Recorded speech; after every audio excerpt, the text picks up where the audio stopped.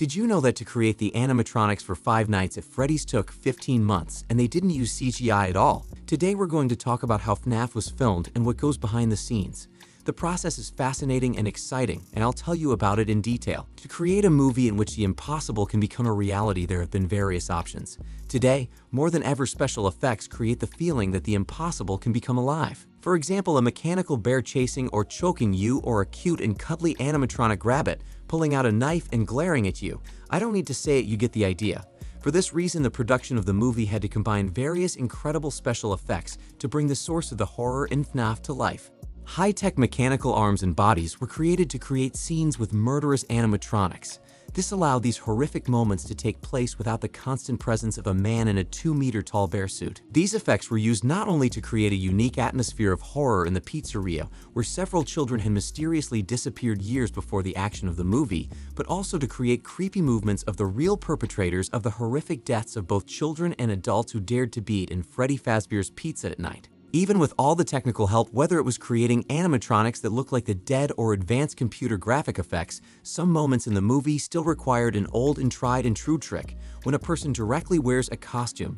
That's exactly what psychopath William Afton did to attract children and ultimately make them disappear. Yes, it probably won't come as a surprise to you that Five Nights at Freddy's fans are passionate people, and that means they are absolutely willing to support anything FNAF related. However, it also means that you have to be careful when making drastic changes or drastic alterations to their favorite intellectual property. The team working on the movie ran into this a few times. The first problem occurred when a poster was released featuring animatronic characters with red eyes. It wasn't something seen in games before, and fans didn't like it. They voiced their opinions, and apparently the movie team took that into consideration. It would have been pretty surprising if the movie had red eyes, but who knows, so don't quote me on that. Speaking of anger, or at least annoyance, over the animatronic characters, there have been a few online posts recently criticizing the studio for their use of computer-generated imagery. The only thing is, they didn't actually use any computer graphics. To clear things up, creature designer Robert Bennett has officially stated that they have completely abandoned CGI. Hopefully that put people at ease.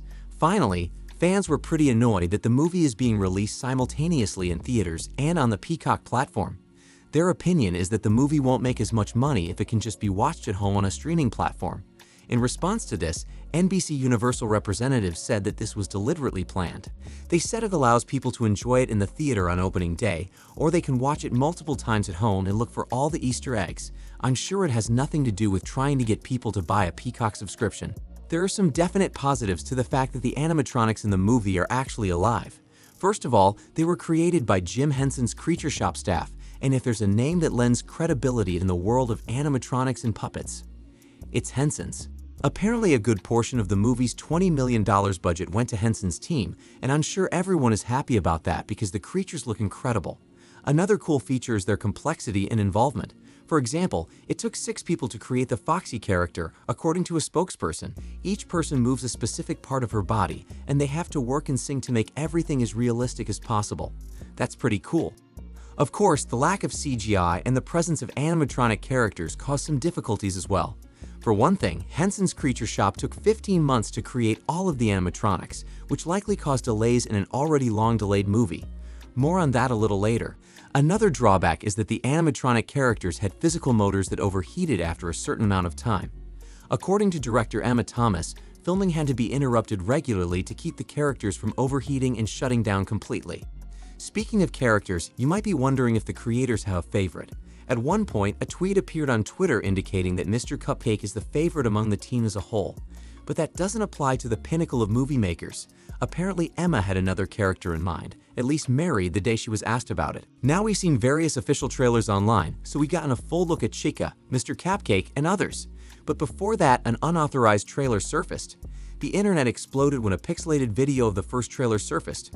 NBC Universal launched an investigation and found out that it was created by a user named Kaiju Cooper. He confessed and admitted that he took it off the screen after participating in an online survey giving feedback about the trailer. He publicly apologized, so at least that's something.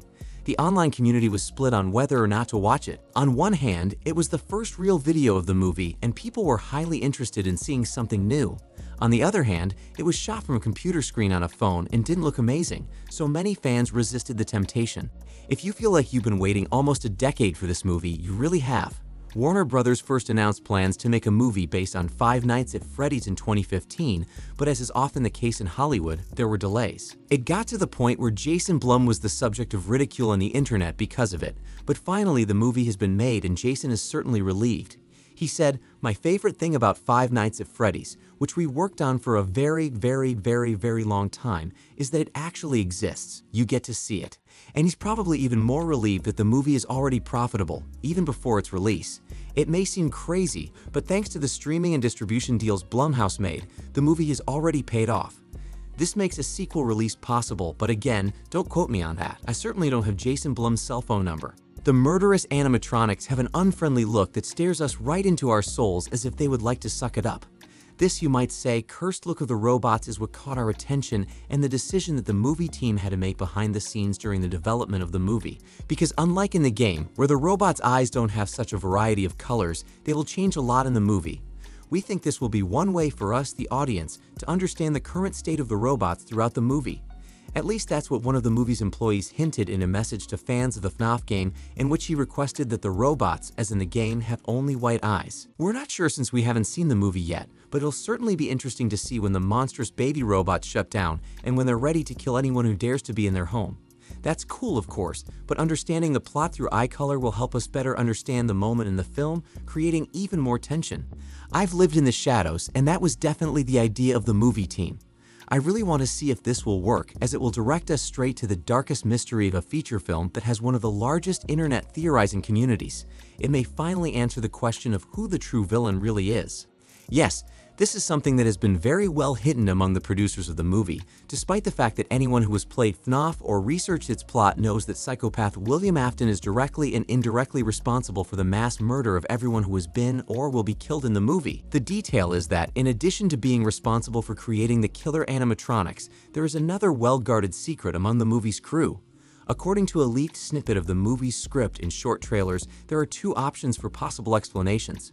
The first option is that the children killed by William Afton years ago had taken over the bodies of the animatronics and are playing their macabre games with others, like the poor security guards who work at night. The second option is the creation of a strange virus through one of the tech solutions companies founded by the creator of murderous robots, William Afton. This virus could infect the animatronics, causing them to behave absolutely viciously in the pizza parlor at night when it activates. There's also a third option that I think would be the coolest, a combination of both. The spirits of the murdered children and the virus somehow got mixed together, causing this murderous, abnormal animatronic behavior that has been going on for years. Poor Mike Schmidt will have to try to survive this first FNAF movie. Yes, the first, because the horror producer's idea is to create a franchise of FNAF movies, multiple movies. Even though it's a well-guarded behind-the-scenes mystery, it's already giving us hints at the real thing. Five Nights, which may be director Emma Tammy's plan to create an open-ended movie, is quite common, especially when it comes to a horror movie based literally on a never-ending nightmare, as evil always comes back to haunt the next new night. In fact, we should also consider that Matthew Lillard, the actor who will play psychopath William Afton, the owner of Freddy Fazbear's Pizza, revealed in an interview that this is the first of 3 movies he will star in for the franchise. It's a lot of fun. It's a 3-movie deal with Universal and Blumhouse. That doesn't mean there won't be more FNAF movies with even more sinister and weird characters that haven't been in the trailer or leaked so far. But they probably will appear in future movies of what promises to be a horrible new franchise in theaters. After all, even in the FNAF games, we've been introduced to new animatronics with the release of new games. For example, Mangle, who may be a second version of Foxy, one of the main animatronics. There's also a strange puppet character, a mixture of a hypnotizer puppet and a very sinister ape-like body that only starts moving when the music in his box ends. And then there's the creepy balloon guy who may appear as early as this first movie, as an official voice actor named Dylan Hoyer has already been assigned for him.